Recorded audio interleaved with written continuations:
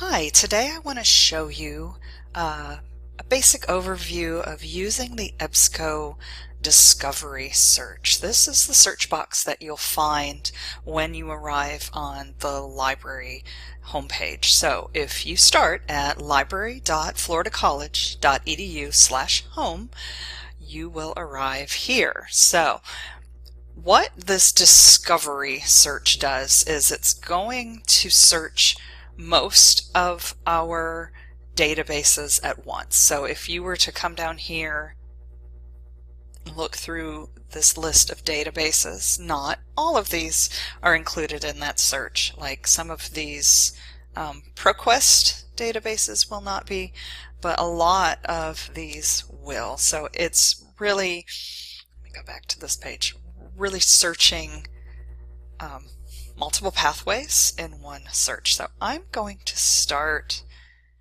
with a search for artificial intelligence, kind of a hot topic these days.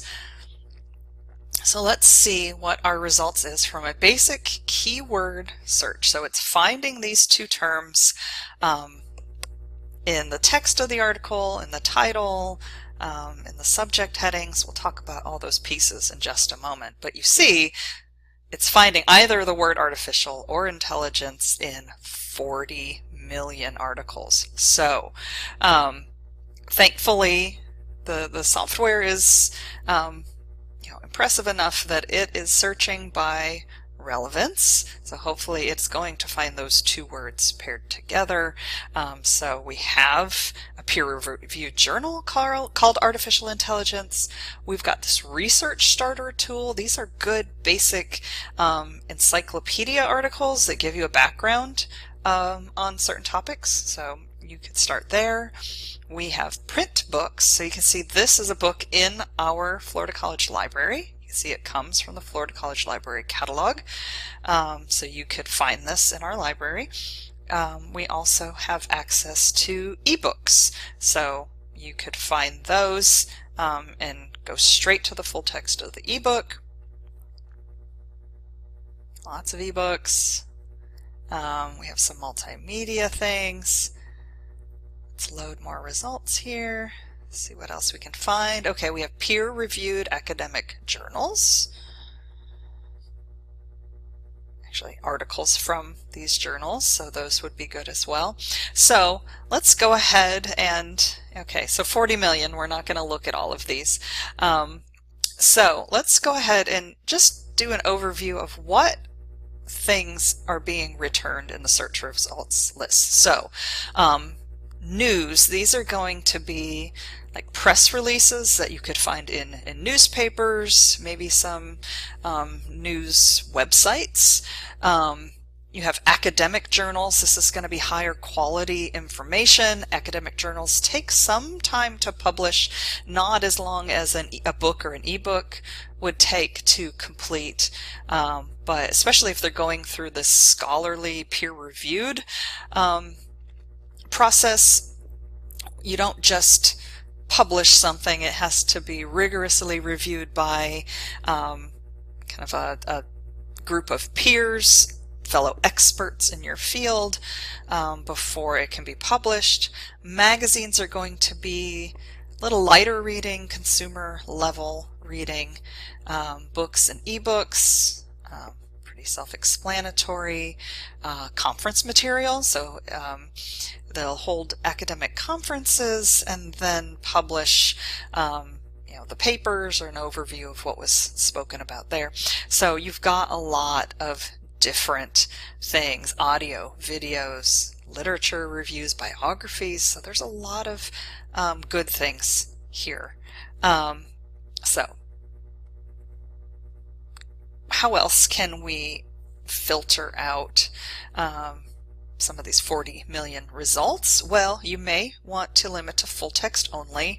So just as a kind of a reminder here, when we're looking at full text, that means you're going to be able to get immediate, complete full text of an article or an ebook, whatever the item is, in this database viewer here. So anything that just has an abstract or a summary that tells you what the article's about but doesn't give you the full article, that's going to be eliminated from the results list, at least theoretically. And I'll use this time to remind you that please do not, if you only have the abstract of a paper, do not cite that in your research paper. That is not proper research. You have not read that article, you should not cite it. So just a warning there. And if you find that kind of information online, make sure you request the full text of the article. If there's anything that you can't get, like, so you're not limiting, say you're not limiting to full text, and you see an abstract for an article that looks like it would be really good for your paper, but you can't get the full text to it, that's when you ask a librarian. So this is Mrs. Ward speaking right now. I am the interlibrary loan librarian here at Florida College, so I can ask other libraries such as USF or basically anybody in the United States if they will send us the PDF copy of an article, and you can have that hopefully in a few days. So we'll turn on full text for now. Publish date. Let's do just the past 12 months, past year. Source types. Let's go ahead and limit to just academic journals. And then subjects here. So remember, we did a keyword search. Looks like it brought back some good things, but remember, it's looking for the word artificial, it's looking for the word intelligence. As we get farther down the list, there might be some things that are not relevant to a search for artificial intelligence. So let's select the subject heading. So subject headings are selected by humans and assigned to articles, so that somebody will read it and say, okay, these are the subject headings that should be applied to this. It helps you find more relevant information. Other things you could do if you were just looking for articles in English. So you see there are several languages attributed to articles here. Let's go ahead and select English. And then AI is being applied worldwide, but if you wanted to limit to a certain region, a certain country, you could do that. But I'm not going to at this time. So just with a full text, last 12 months in English, now we have 122,000 results instead of 40 million. Still a lot, more than you're going to want to scroll through, but we've weeded out some things that are going to be less helpful in your research. Okay, so here's an article here that says lower artificial intelligence literacy, so lower familiarity with it, predicts greater AI receptivity. So kind of the less you know about it, the more welcoming you are to use it. Let's see if that's what it's about. And so you see here, this is in a journal of marketing in the Business Source Complete database. So there's your context. And then if we scroll down here, here are the subject terms that are applied by a human indexer. So we're looking at artificial intelligence, algorithms, human-computer interaction. So you might want to jot down these terms. So remember, we started with a keyword search. But if you read this article and you think, yeah, that's really on track for what I'm looking for, then you may want to search again using these terms, or if you want to focus in on, digital literacy or, algorithms, you could click on those and you would find all the articles that have that subject heading. Again, now we have author supplied keywords. So this is, while these are attributed or assigned by like a third-party indexer, the author chose these words. So that's interesting. what they've chosen. Okay, you have an abstract here you could read. So if you read through this, it gives you a little summary of it. It is written by the author, so it tells you what the author thinks this article is about, or what they intended it to be about. You can also see here 46 other papers have cited this article. So, okay, it's pretty popular and fairly recent. So let's go ahead and take a look at it. Here's the PDF. And so you could read through this article. I recommend when you're looking at research articles to not only read them once, but read through them to kind of get the basic idea. Make sure you're noting what their research methods are. You know, how did they get this information? Did they do it in a way that is effective, is accurate? They're also looking at an overview of current research as well, so you might want to follow some of their things they're noting here, any references they give to other studies. Look at their data. I'm going to publish another video and guide on how to read a scholarly article, so be on the lookout for that, because some of this data, some of the terms used in these articles might be like a foreign language to you if you haven't read a lot of scholarly literature, but it's not only worthy of reading, but it really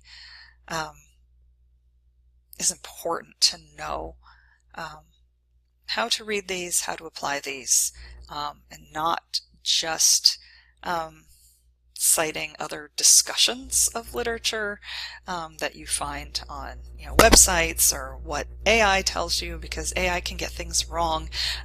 Isn't that ironic that we're talking about AI in the terms of doing a search for artificial intelligence? But anyway, know how to read this literature, and then don't stop when you get to the bibliography or references at the end.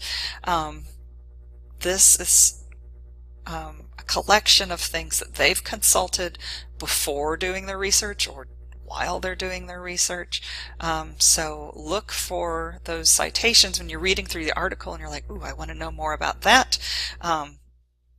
Hopefully they've cited their sources well, and you can go back and follow those.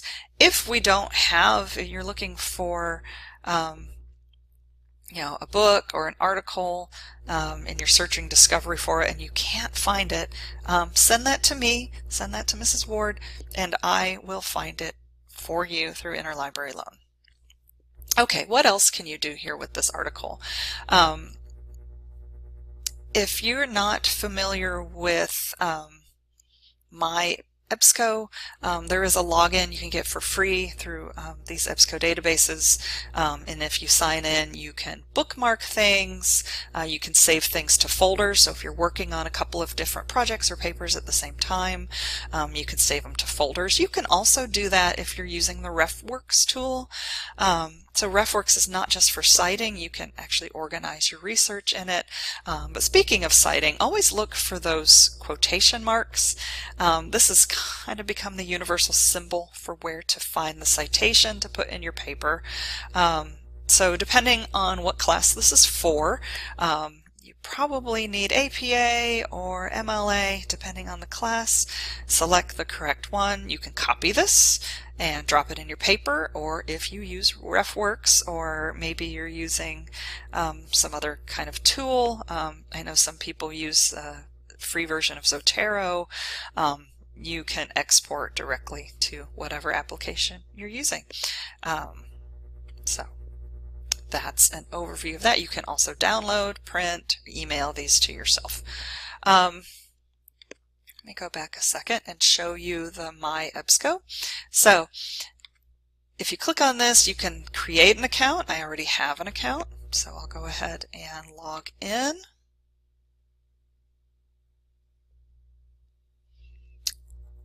And then you can use a lot of these tools over here. So if you are working on multiple